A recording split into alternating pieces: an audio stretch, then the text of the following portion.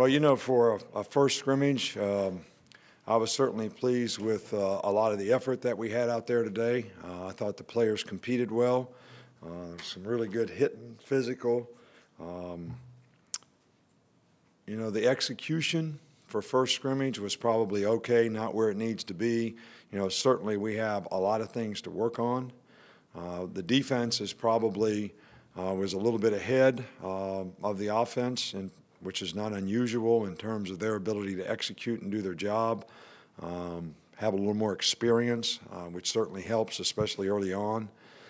You know, offensively, I think we got better as the day went on in terms of how we competed, how we played. A lot of the success that we had in the scrimmage offensively came toward the end of the scrimmage. We made some plays, got some confidence, and that kind of got people going, which I think when you have young players and a lot of new players, that's something that is really important for them to be able to gain. And it was a good, good that sort of happened out there today. From a quarterback standpoint, I can't really say that one guy was better than another. I think all did good things, and I think all did some things not so well. And I think that I would love to see one of these guys sort of take the bull by the horns and, play with a sense of urgency that affects everybody else, that shows leadership and, sort of the kind of command and confidence that I think our team needs. And I don't think that we need to have a quarterback that has to win the game. I think that if we can have someone who can play well enough and make good choices and decisions and not make the major errors that would affect the game, that probably would be keep us in the game. And with the rest of the players that we have, I think we'd have a good chance. So, there were some guys that we did not scrimmage today. Kenyon Drake did not scrimmage because he strained his hamstring the other day, which shouldn't be a big issue. And I think most everybody else was out there participating. I think Robert Foster sprained his knee toward the end of the scrimmage. I can't tell you give you any medical information along those lines. I don't really think we have anybody else other than bumps and bruises that, could be affected for a long time. Chris Black didn't go today. He's still recovering from an ankle, but we should get him back soon. And I think that would be very helpful if we can get some of these guys that are sort of our playmaker guys on offense back out there working. I think that would be really, really helpful. So, we've had a really productive, 10 or 11 practices here so far. I think we're not disappointed at all in the attitude the players have, the work ethic they have, the things that they seem to be willing to do to try to improve. But we're not really satisfied at all with where we are. I think we know where we need to get to, and we got lots of work to do. So we'll just keep working and coaching and try to get it done. Start right over here with Darren. Next, two questions. First, how did you think the secondary performed today? A lot better. We gave up a couple big plays toward the end, but I think all in all we were better. I like the way the group plays. Having Eddie and Gino at safety makes us a little more athletic, a little more speed, a little more range on the field. Minka has certainly done a really, really good job. Anthony Everett has done a good job. Bradley's done a good job. Cyrus has done a good job. Marlon's been hurt, but he did scrimmage today, and we think that he can be a contributor. So, Maurice Smith has done a good job. So, we had a lot of young guys that are starting to feel their oats in terms of their confidence and understanding how to do things and why. So it seems like that group is actually doing better. We had several interceptions today, and that was a good thing. Just was going to ask specifically about Maurice. Is he the kind of versatile guy that maybe can fill a role like Jarek did last year? Yeah, Mo plays all over the place. You know, he plays corner, plays star, he plays money, and you know, he's always been a little bit of a guy that, you know, was such a worrier about doing his job right. Now he's sort of over that because he's got a lot of confidence in how he does his job, and now I think he's playing with a lot more confidence and has a lot better understanding and has really, you know, had a good camp so far. Some of the players talked about the play cards, the offensive play cards that you guys are using to signal in some of the plays. Where did the idea come from, and how is it working in your mind? Well, we you know, we met with Ohio State, TCU, some of these teams in the offseason that, you know, use various methods of how they do their no-huddle. And I'm not even saying that we're going to be a no-huddle team. But we felt like last year, you know, we were kind of learning how to be a no-huddle team on the run because of the personnel we had. And we felt it was best suited for Blake, and we've talked about that many times before. But we didn't go in with the idea that we're going to be a no-huddle team. So we visited a lot of people in the offseason to try to come up with the best system. You know, Kansas, Washington, a lot of people that go no-huddle, and it's just a methodology of how some people get formations and plays in the game to sort of minimize terminology and how much communication you have to have at the line to call a play. Coach, just a follow-up on the quarterbacks where you repeatedly said waiting for a guy to take the bull by the horns or one guy to look better than the other.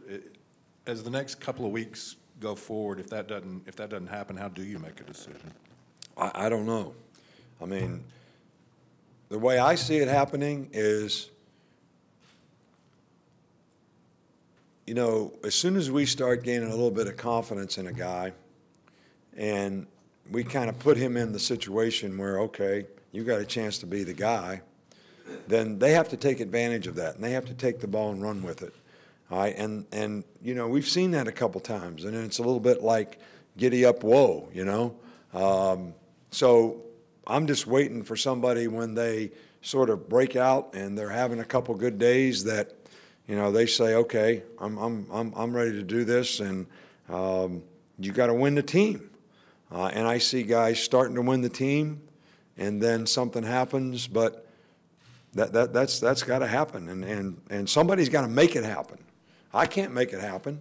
As bad as I'd like to make it happen, I can't make it happen.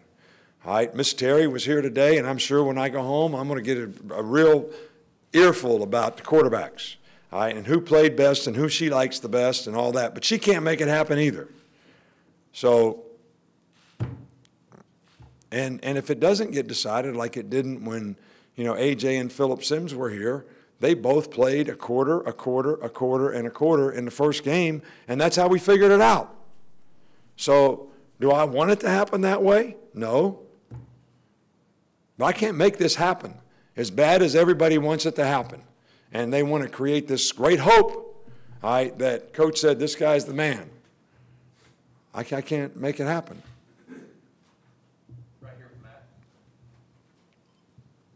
Two things. First of all, who does Miss Terry like best among the quarterbacks? I haven't got an earful yet. I got to get home first. Well, I know it's coming. She was here today. This is her first deal, so I'm going to, you know,